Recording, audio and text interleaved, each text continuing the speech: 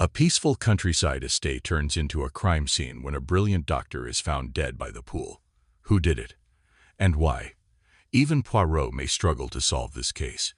The hollow was as quiet as a tomb, nestled on the edge of the sprawling countryside, where time seemed to slow as if the very earth was holding its breath. Lady Lucy Anquetel's estate, with its sprawling gardens and towering trees, was a place that could easily slip into the background of life's greater mysteries. It was, to the casual observer, a home of peaceful eccentricity. Yet, within those ivy-covered walls, secrets whispered louder than the wind that rustled through the leaves. For this weekend, Lady Lucy had invited a peculiar group of guests to join her for Sunday lunch, a select few with their own histories and habits, all intertwined by unspoken connections and unresolved tensions. The air was thick with a strange mix of cordiality and unspoken words, as polite conversation barely skimmed the surface of what each guest truly thought or felt. Dr. John Christie was among them, a man of considerable intellect, but whose eyes carried a deeper burden. There was something restless about him, something untold. As he stood by the fire speaking to Lady Lucy with an air of half-hearted enthusiasm, his gaze would occasionally flicker toward Veronica Cray, the actress whose beauty was as well known as her charm. She had that look, that ability to hold a room with a mere smile. But to John, there was something far more dangerous in her presence, a reminder of an attraction he should have long since forgotten. As the evening deepened, the guests slowly drifted to their respective corners of the hollow, some to retire early, others to linger in their thoughts. Veronica, with her effortless grace, was the last to leave the main hall. She and John exchanged a few quiet words before he escorted her to her cottage at the far edge of the estate. The moon hung high in the sky, casting eerie shadows over the path. The air was cold, the night holding its breath, waiting for something to happen. John left her door with a hurried step, and though he glanced back, the faintest trace of guilt clouded his face, as if he were fleeing from something he couldn't outrun. By morning, the perfect peace of the hollow had shattered. The pool, a serene reflection of the garden just hours before now, lay blood-stained under the rising sun. Dr. Christie's body lay sprawled across the stones, a crimson stain spreading across the clear blue waters. His wife, Gerda, stood at the edge, her face pale with shock, her hands trembling as they gripped the cold steel of a pistol. Her eyes were fixed on her husband's body, but it was the way she stood there frozen, motionless, that sent a shiver down the spine. And then there was the unmistakable presence of Hercule Poirot, who, invited for Sunday lunch, had arrived just in time to witness the most absurdly perfect crime scene he had ever encountered. It was almost as if someone had arranged the murder with painstaking care, an unnatural tableau of violence that no one could deny was more than it appeared. Poirot stood there, his gaze shifting from Gerda's trembling form to the blood-stained waters, and then to the house, where the shadows seemed to stretch further than they should. There was no sign of panic, no rush of excitement. No, Poirot knew better. The game had just begun. Cliffhanger ending. As Poirot's gaze shifted to the gun in Gerda's hand, his mind worked feverishly. Why was she holding it so tightly? Was she the killer? Or was there more to this picture than met the eye? Poirot took a step forward, his fingers lightly brushing his mustache, his eyes narrowing as the pool's bloodied surface shimmered in the early light. But as he moved closer to question Gerda, a sudden sound behind him, rustling from the shadows, caught his attention. Who else was here? And what did they know? A chilling realization struck. This was no ordinary murder. The pieces of the puzzle were only beginning to reveal themselves. The investigation begins. Poirot stepped gingerly into the garden, his sharp eyes scanning the scene with a calmness that only he could possess. The pool, now tainted by the dark stain of blood, glistened under the muted rays of the early morning sun. The luxurious surroundings of the hollow, where the previous evening had been spent in idle chatter, now felt eerily out of place. The guests, who had so recently appeared carefree, now seemed like statues caught in the aftermath of a tragedy. A tragedy that was not just a crime but a performance, too perfectly staged, too orchestrated for it to be a mere accident. He glanced down at the lifeless body of Dr. John Christie, his face contorted in an expression that seemed both of shock and recognition. His dying words echoed in Poirot's mind with an odd, lingering resonance. Henrietta. It was not just a name, there was something more to it. A plea? A warning? Poirot's mind worked swiftly, as it always did, piecing together the mystery from the smallest of clues. Lucy Anquetel stood a few feet away, her hand trembling ever so slightly as she held a cigarette in the other hand. She appeared too calm for someone whose weekend had been interrupted by murder. There was a hollowness in her eyes, as if she were seeing something beyond the bloodied pool, beyond the horror unfolding before her. Poirot turned his gaze to the others. Henrietta Savernake, the sculptor, had her arms crossed tightly against her chest, a distant look in her eyes, as though the scene had not yet registered with her. Edward Anquetel, brooding and distant as always, stood nearby, his lips tight, jaw clenched. His gaze flickered briefly to Henrietta, but then quickly moved away. And then there was Gerda, the poor woman standing in shock, holding the gun in her hands, as though she had just woken from a bad dream. Her eyes were wide, pupils dilated, as she stared at the blood-stained pool, the weapon clutched in her shaking fingers. Her expression was a mix of fear, confusion, and something else, something almost too raw to name. Poirot's mind was already racing, but he knew better than to rush to conclusions. The theater of it all, John's dying words, the gun in Gerda's hand, the strange calmness of the others was too perfect, too convenient. There was a lie here, a hidden truth wrapped in layers of deception. Poirot spoke softly, almost to himself, as he examined the scene. "How curious," he muttered, his eyes narrowing. "How very curious indeed." The guests gathered around, each one seemingly as shocked as the next. Yet, as Poirot questioned them, a strange unease began to creep in. They were all speaking in perfect unison, each giving a version of events that seemed too rehearsed, too practiced. "Did you see anything, Madame Anquetel?" Poirot inquired, his voice light, almost teasing. Lucy's answer was as expected. "No, nothing at all, Hercule. I was in the sitting room, talking with Veronica. I heard nothing, saw nothing." Poirot nodded, his gaze never leaving her face. "And you, Mademoiselle Savernake?" Henrietta looked up, startled, as though she had been pulled from a reverie. Her response was quick, perhaps too quick. "Tu was in the workshop, in the back. I didn't hear anything until I came outside and saw the others gathered here." Her eyes darted toward Edward, then quickly moved away. Poirot studied her for a moment, then shifted his attention to Edward. "And you, Monsieur Anquetel?" Edward's reply was curt, his jaw tight. "I was reading inside. I heard a gunshot and came out immediately. But I didn't see any, just Gerda standing by the pool with the gun." Poirot's eyebrows rose ever so slightly. Strange, very strange. No one saw anything conclusive. Gerda, who had been silent until now, finally spoke, her voice trembling. I didn't mean to.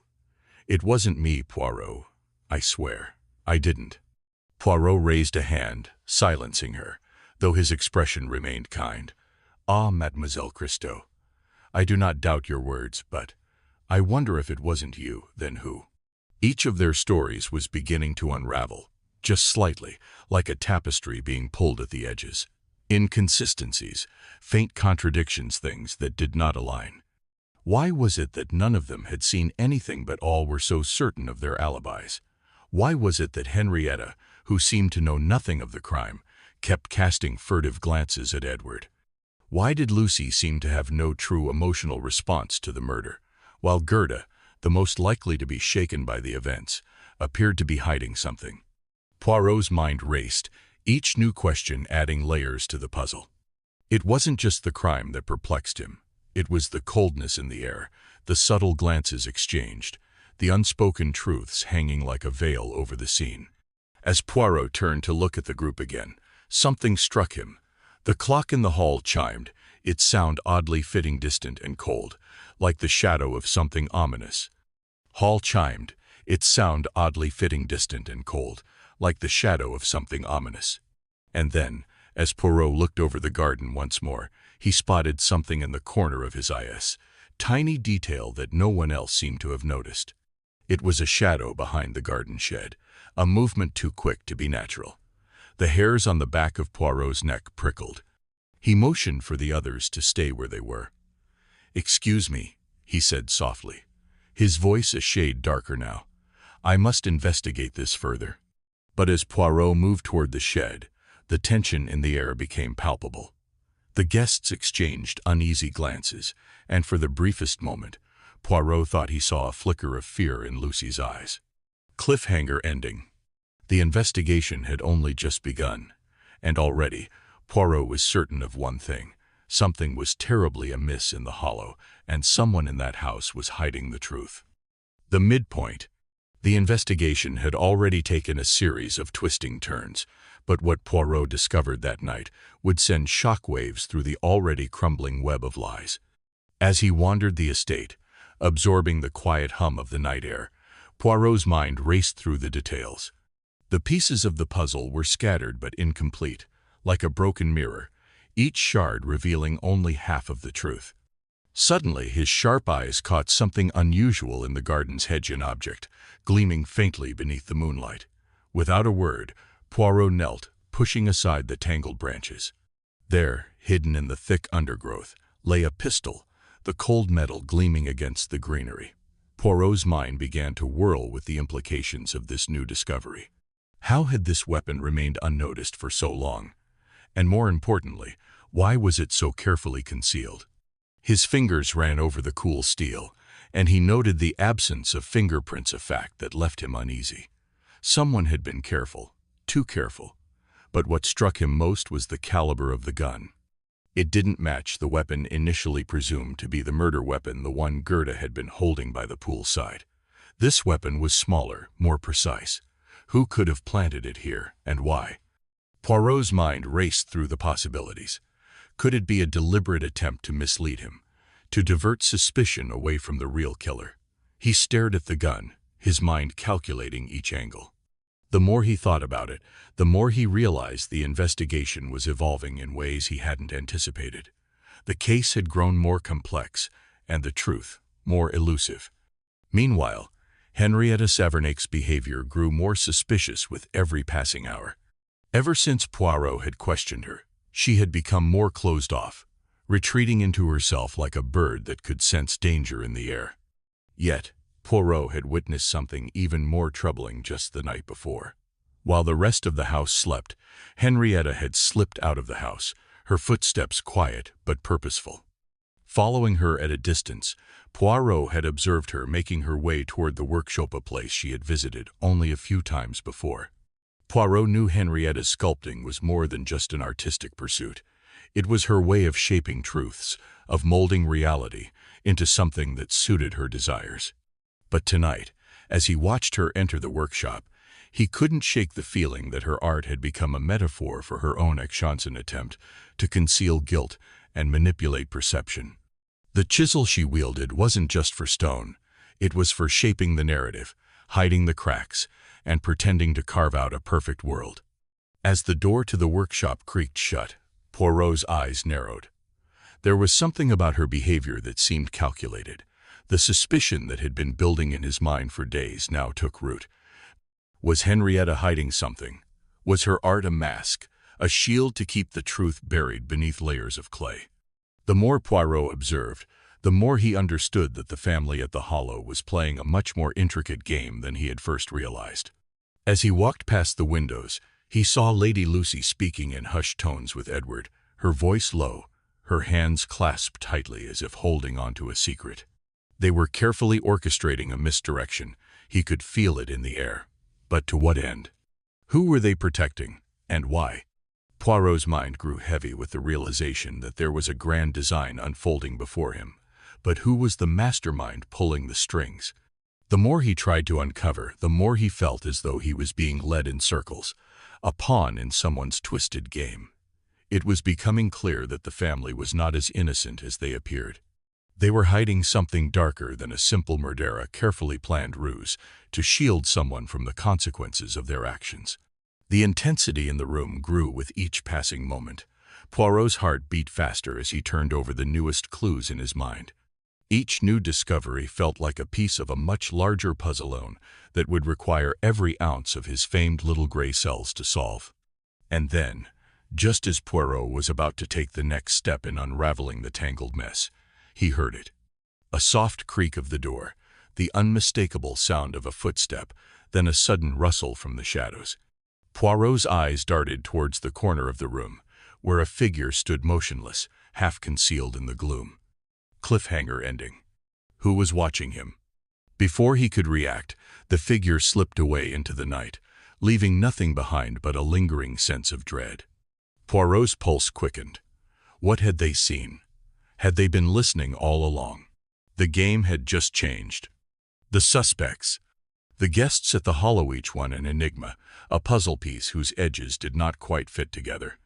They were all ostensibly innocent, and yet, as Poirot observed them, there was something in their eyes, in their posture, in the tension of their words that betrayed their carefully constructed facades. The walls of this country estate, once a sanctuary of peace, now seemed to echo with hidden fears and unspoken secrets. Agatha Christie stood in the corner of the drawing room, her face pale, hands clasped tightly together. She was the perfect picture of a devoted wife, meek, gentle, the kind of woman whose very nature seemed to defy the notion of violence. She had a soft voice, a soft smile, and a soft presence. Nothing about her suggested a woman capable of murder. Yet as Poirot studied her, his sharp mind picked up on the small inconsistencies. The way she avoided eye contact, the way her hands trembled just slightly as she clasped them, the way she seemed so utterly helpless yet so perfectly positioned to be an accomplice. Madame Christie, Poirot began, his voice light but probing. Your husband's death such a tragedy, non? You loved him, did you not? Gerda's eyes welled with tears as she nodded, her lips trembling. Of course I did. But I did not want this. I couldn't hurt him. Yet Poirot noticed something in her expression that unsettled him, a shadow of guilt, perhaps, buried beneath her grief. There was more to Gerda than her soft-spoken demeanor allowed one to believe. Was she hiding something, or was she truly as fragile as she appeared? The question lingered in Poirot's mind. Poirot turned his attention to Henrietta Savernac. The sculptor stood by the window, her posture perfect, proud, almost regal. Her face was calm, but there was an unmistakable air of conflict around her. She had been one of the last to see Dr. Christie alive, and her relationship with him, Poirot knew, was far from innocent. There had been rumors of love, of jealousy, of a lingering bond that neither time nor circumstance had managed to sever. But why, Poirot wondered, had she not said a word about the pain in her heart, the sharp pang of betrayal that surely must have followed John's death? Why had she spoken nothing of her feelings for the man who had evidently been torn between two women, Gerda and Henrietta herself? Madame Savernac, Poirot asked, his eyes narrowing slightly. You were close to Dr. Christie, yes. You were seen together last night, returning from the gardens. Tell me, what exactly transpired between you? Henrietta shifted, her lips curling into a tight, almost imperceptible smile, as though amused by the question. We spoke, as one does. Nothing of importance, I assure you. But Poirot's eyes did not miss the way her fingers curled into the hem of her dress, the way her posture stiffened ever so slightly. There was more to her answer than she was letting on. Was Henrietta hiding her true feelings, or was there a deeper motive for her aloofness? Poirot suspected that Henrietta had a far more complex relationship with the truth than she was willing to admit. Poirot's gaze then fell upon Lady Lucy Anquetil, standing apart from the others, her sharp eyes gleaming with a peculiar amusement. She was eccentric, yes, but she was also keenly intelligent, with an ability to read people that bordered on the uncanny. And yet, there was something unsettling about her, something that didn't quite fit the charming persona she projected. The way she played the fool, only to outsmart those around her. The way she seemed to know far more than she let on. Lucy was a woman of contradictions, eccentric, yet shrewd, aloof, yet incredibly perceptive. And today, she was the picture of composed elegance, her demeanor untouched by the tragedy that had unfolded before her. As Poirot questioned her, He noted the strange calmness in her voice, the casual way she spoke of the murder as if it were nothing more than a minor inconvenience. "Lady Lucy," Poirot said, his eyes glinting. "You are, of course, an old friend of Dr. Christie. Tell me, did you see anything unusual last night?" Lucy's smile was as enigmatic as ever. She gave a slight shrug, a gesture so casual it might have been rehearsed. "Nothing, Poirot. I saw nothing unusual, as you say. Just a pleasant evening among friends." But Poirot's gaze sharpened. He had caught a glimpse of something as she reached into her basket of eggs. Something metallic, a glint of silver beneath the layers of straw. And when her hand emerged from the basket, Poirot could have sworn he saw the outline of a pistol hidden within it. A pistol! What was a pistol doing in Lady Lucy's possession? What had she intended to do with it? And why had she concealed it so cleverly among a basket of eggs? Poirot's mind spun with the possibilities. Was Lucy hiding a secret, one she would rather no one discover? Was she involved in the murder? Or was there something else at play? Something darker, more dangerous than anyone had yet considered. Poirot's heart quickened as the pieces began to fall into place. Each of the suspects, Gerda, Henrietta, Lucy, seemed to harbor a secret, a motive that was not immediately clear, but which hinted at a deeper truth. There were lies wrapped in every glance, every word. And Poirot knew that if he could just peel back the layers, just dig a little deeper, he would uncover the darkness that hid beneath the surface of this idyllic country estate. But as he turned to face the group once more, a sudden thought struck him. Cliffhanger ending. Could they all be hiding something? Could the truth be more complex than even he could fathom? And as Poirot continued to observe his suspects, a strange sensation washed over him. Was one of them watching him just as closely? Was the murderer in the room with him right now, silently observing, waiting for the next move? Poirot stepped back, his mind buzzing with questions. He had to be careful. He had to be thorough. But time was running out. The suspects. Poirot had already formed a picture, though incomplete, of the tangled web that lay at the hollow. But with each person he spoke to, he realized that their lives were far more intertwined than he had first imagined, and each guest harbored a secret, some hidden beneath layers of charm and grace, others buried beneath years of bitterness and regret. Veronica Cray, the glamorous old flame, had reappeared like a forgotten melody, interrupting the rhythm of their lives with her sudden, mysterious arrival. She was the type of woman who could walk into a room and silence the air, her beauty like a sharp blade, dangerous yet captivating. It wasn't just her charm that turned heads.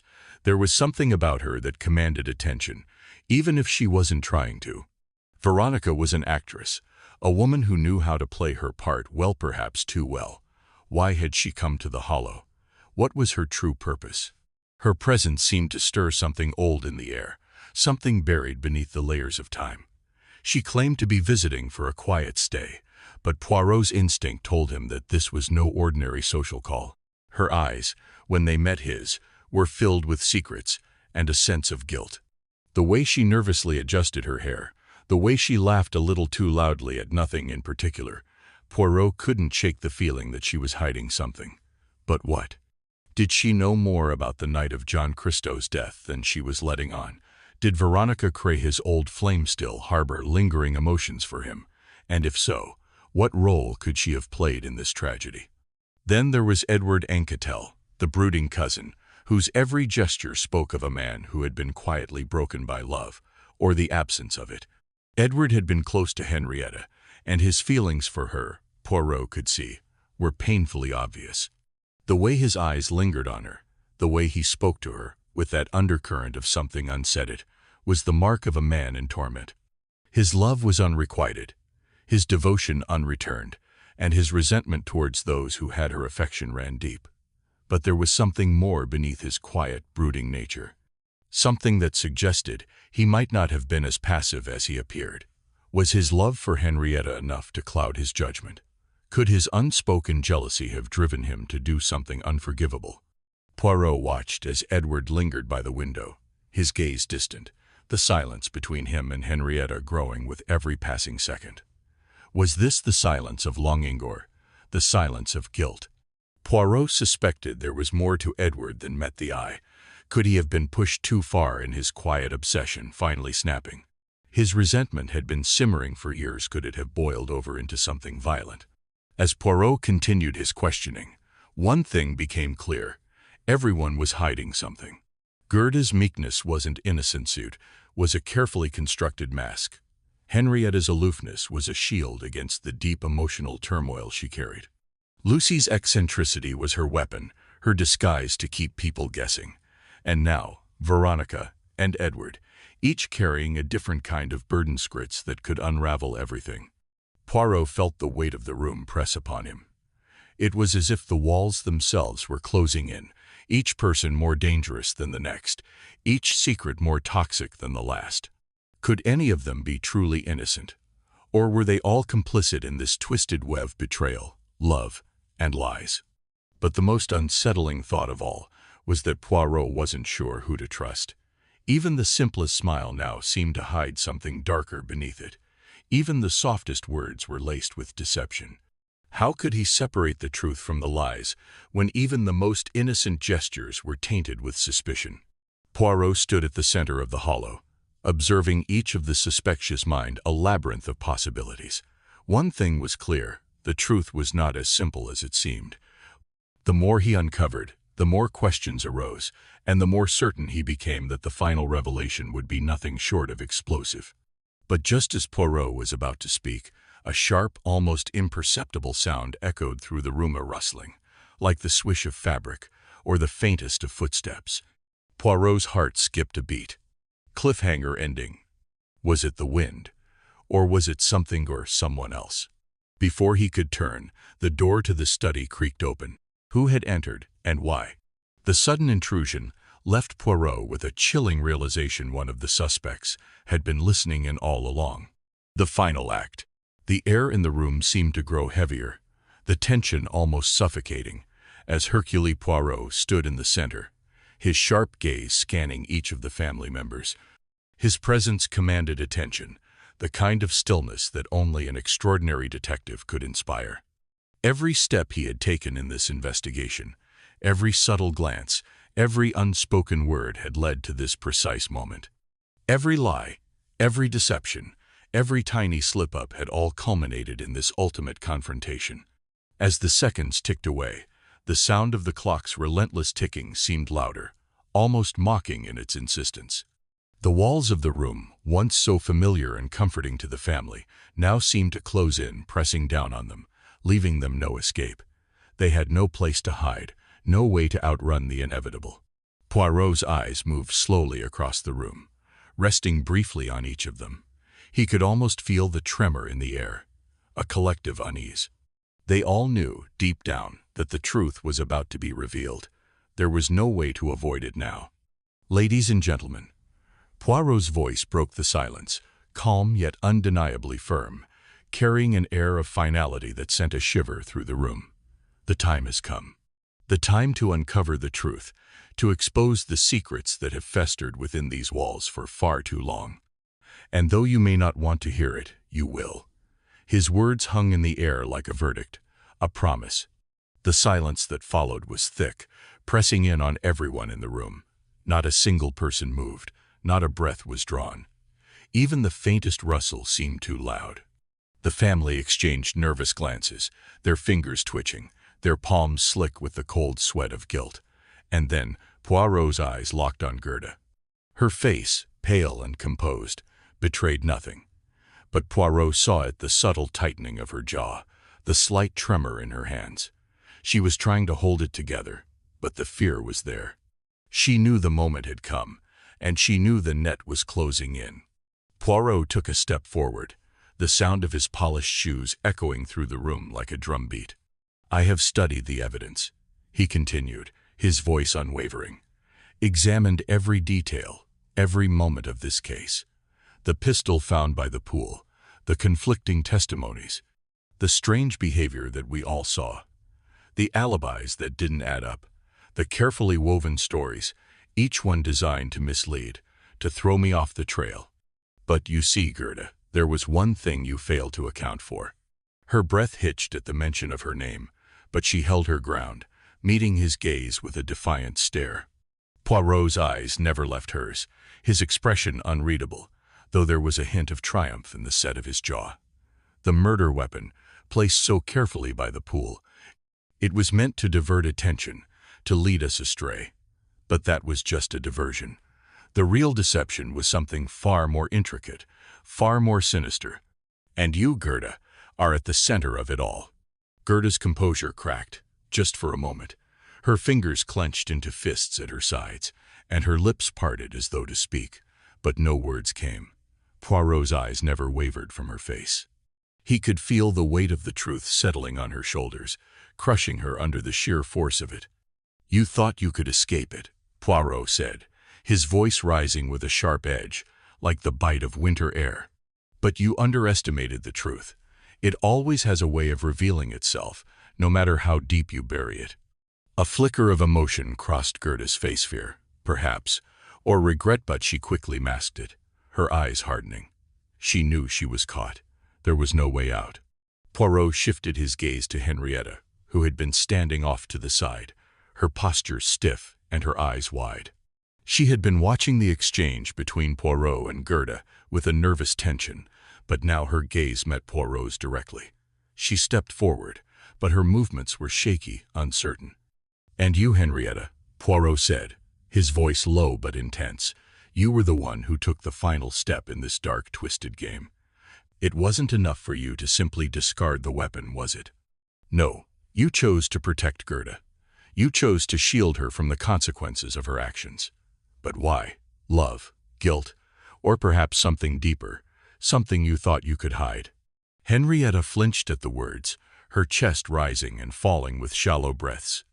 She looked as though she might collapse under the weight of Poirot's scrutiny. Her hands trembled, her eyes filled with tears that threatened to spill over. She opened her mouth to speak, but no sound came. Her body seemed to betray her, frozen in place by the enormity of what Poirot had just said. Poirot softened slightly, his voice growing more measured. "Your loyalty, Henrietta, is both admirable and tragic. But in protecting Gerda, you have sealed your own fate. You cannot outrun the consequences of your choices." Henrietta's shoulders slumped, and for a brief moment she looked like a broken woman. The tears finally fell, and her body trembled as the enormity of Poirot's words took hold of her. She had tried to protect the woman she loved, but now she was trapped by her own actions, unable to escape the truth. The silence in the room was deafening. It was as though time itself had frozen, holding its breath as Poirot's revelations echoed through the air. The family members, once so sure of their innocence, now stood exposed, their carefully constructed facades crumbling around them. The lies, so intricately woven, were no longer enough to shield them from the truth. Just as Poirot began to prepare for the final damning revelation, a sudden sound broke the stillness, a soft creak of floorboards behind him. Poirot's head snapped toward the source, his instincts instantly alert. The hairs on the back of his neck stood up, and his heart skipped a beat. Without a word, the figure appeared in the doorway, a shadow against the dim light from the hall. Poirot's eyes narrowed, searching the shape for any sign of recognition, but before he could react, the figure slipped away, vanishing into the darkness with a quiet grace. The air grew colder in an instant, the dread that had been building now an almost palpable presence. Poirot's mind raced, questions flooding his thoughts. Who was that? Had they been listening? Were they watching all along, knowing that Poirot was getting closer to the truth? His pulse quickened as he turned back to the family, his thoughts spinning in a whirlwind. The case had shifted once again, and the answers he so desperately sought were slipping through his fingers. The pieces that had seemed to fit so perfectly now seemed to scatter into chaos, leaving Poirot with more questions than ever. His gaze lingered on the empty doorway, the darkness beyond it swallowing the last traces of light. There was something there, something lurking just beyond reach. The truth was still hiding in the shadows, and Poirot couldn't shake the feeling that this was just the beginning. For all his brilliance, for all his methods and his sharp mind, Poirot now found himself questioning everything. The game had changed. The stakes had risen. And one thing was certain. The answers were out there, waiting to be found if only he could uncover them before it was too late. Who had been watching him? As the tension mounted, Poirot's mind raced, wondering who else was involved in the conspiracy, and what they knew. And then, as he turned back to the stunned family, he realized this was no longer just a murder investigation. This was a game of shadows, and the players were far more dangerous than he had ever imagined. The climax. The evening had settled into a heavy, oppressive silence, the kind that only comes when the air is thick with unspoken words and hidden fears. The drawing room was bathed in the soft glow of candlelight, but the shadows cast on the walls seemed to stretch unnaturally, moving like specters that whispered of things long buried. Time had slowed, the ticking of the grandfather clock in the corner the only sound breaking the stillness, as if even it was aware that something monumental was about to happen. The moments hung suspended in the air like a delicate spider's web, waiting for the inevitable disruption. Hercule Poirot stood at the center of the room, his back straight, his hands folded neatly before him, a picture of perfect calmness. Yet beneath the surface, his mind was in motion, sharp as ever, calculating every detail, every nuance of this final act. He had set a trapone so intricate, so delicate, that its success hinged on the slightest of shifts. And now, as he observed the room's occupants, it was clear that they were all unwitting players in his grand design. There, seated at the table, were the suspects Gerda, Henrietta, Edward, Lady Lucy, and Veronica. Each of them sat in silence, unaware that they were mere moments away from the truth being laid bare. The teacups before them, delicate and fine, looked so ordinary, so innocent, but Poirot knew better. In his hands, a cup had been swap-tone containing poison, carefully disguised, meant for Henrietta. But it was Gerda who was about to make the fatal mistake. Poirot had suspected Gerda from the beginning. There was something about her, something hidden beneath the surface of her grief, a dark cunning that had taken root in her soul. She was a woman capable of cruelty, masked by her sorrow and regret, yet still she could not escape the call of her own actions. He had seen it in her eyes, the flicker of guilt, the tightness of her lips when certain names were mentioned. She was the one pulling the strings, though she thought she had outsmarted everyone. But Poirot was always 3 steps ahead. The room was so still now that it felt as though the entire world had paused. Every moment seemed drawn out, as if time itself was holding its breath, waiting for the inevitable. Poirot's gaze swept over the guests one last time. Gerda, her face pale and strained. Henrietta, sitting primly with an air of quiet dignity. Edward, the ever-anxious observer. Lady Lucy, regal, but with the faintest edge of fear in her eyes. And Veronica, who seemed to be trying to hide the anxiety that betrayed her calm demeanor. Poirot's gaze finally settled on Gerda. She sat with her cup raised delicately in her hand, her fingers trembling just slightly, betraying her nerves. The others sipped their tea, unaware of the deadly game unfolding around them. Poirot's sharp eyes never left Gerda as she brought the cup to her lips. Her eyes flickered briefly to Henrietta, who sat a few seats away, her posture stiff, though serene, almost too serene for someone in the midst of such a high-stakes gathering. And in that instant, Poirot knew. Gerda had been preparing to make her move. Poirot had orchestrated the entire scenario, ensuring that Gerda reached for the cup meant for Henrietta. The plan had been simple, yet effective. Gerda's suspicion of Henrietta would cause her to act rashly, and Poirot had counted on it. A test of nerves, a test of fate. Gerda's hand trembled as she raised the cup to her lips. Her gaze lingered on Henrietta once more, and in that moment, Poirot could see her mind working, just as he had predicted. Her fear, her uncertainty, her guilt had all welled up inside her as she prepared to take the final, fatal step. With a swift motion, she drank. For a brief moment, nothing happened. The room was still, the silence hanging thick and heavy. Poirot stood motionless, his sharp eyes watching, calculating, waiting. The seconds stretched into what felt like hours. But then it came, the first sign. Gerda's face, already pale, went ashen. Her hand shot up to her throat, fingers clawing at the air as though trying to tear away the invisible hand that was choking her. Her breath came in shallow, desperate gasps, like the strangled cries of a dying animal. She staggered forward, her legs giving way beneath her as she reached for the table, her nails scraping across the surface in a final, futile attempt to steady herself.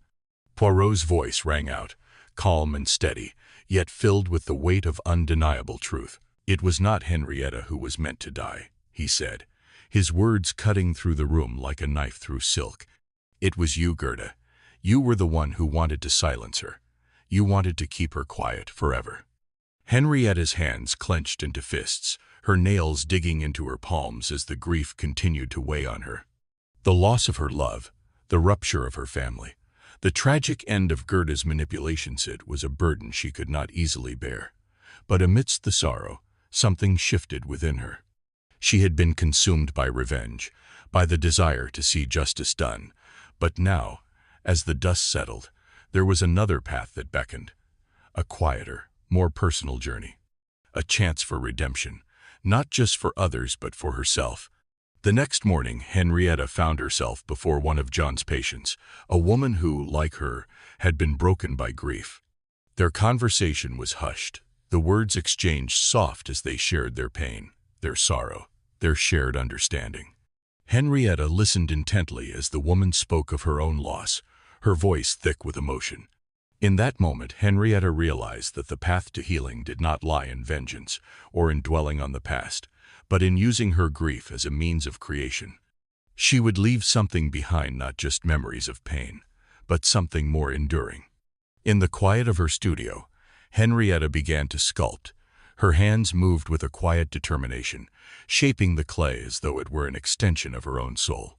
The piece began to take form, an abstract representation of grief, loss, and the consequences of secrets buried too deeply. She titled it Grief, and in its every curve, its every jagged line, Henrietta poured the sorrow that had shaped her life.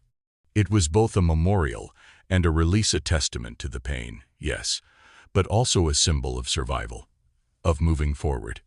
But as the day wore on, a sense of unease crept into the air. Something lingered in the atmosphere, a nagging feeling that this chapter was not truly closed. Henrietta, though lost in her work, couldn't shake the quiet whispers of doubt that stirred in her mind. The past had been revealed, but there was something about Poirot's demeanor that unsettled her. The detective, ever calm, ever watchful, seemed to carry a weight that she couldn't yet understand. She had found her own form of peace, but Poirot had not fully spoken. The camera shifted, closing in on Poirot's face. His once comforting smile had faded, replaced by a look of deep contemplation. His eyes, usually sharp and unyielding, were now clouded with something more, something he could not easily dismiss. He gazed at Henrietta for a long moment, his expression unreadable. Then, with the slightest of murmurs, he spoke, his voice barely rising above the silence. "Ah," Poirot said softly, his gaze never leaving the woman who had just begun to understand the depth of her own journey. "But there is still more to the story than you can imagine, for even in the quietest moments, there is always another truth waiting to be uncovered." The words lingered in the air, heavy with meaning. Poirot's eyes flickered briefly toward the window, his brow furrowing as though some distant thought had just surfaced. But before anyone could respond, a sound broke through the moment, a faint creak, as though a door were slowly opening in the distance. The unsettling noise echoed through the otherwise silent house, and in that instant, the air seemed to change. The sense of finality that had settled so firmly over the room now shifted, replaced by a creeping sense of dread. Something or someone was moving just beyond their reach. The door, though unseen, was opening to something far darker, far more dangerous. Poirot's expression tightened, his hand subtly resting near his chin as he turned toward the sound, his sharp instincts once again on high alert. The room seemed to hold its breath, the lingering tension almost palpable. What was it? What did it mean? The screen began to fade to black, and the unsettling sound of the door creaking open echoed, each squeak sending a chill down the spine. The mystery, once thought resolved, was far from over. The credits began to roll, But the lingering question hung in the air. What lay beyond that door? The viewers, their hearts pounding, were left in suspense, unable to look away. The resolution they thought they had was nothing more than a fragile illusion, shattered by the promise of something darker yet to come. The story was far from over.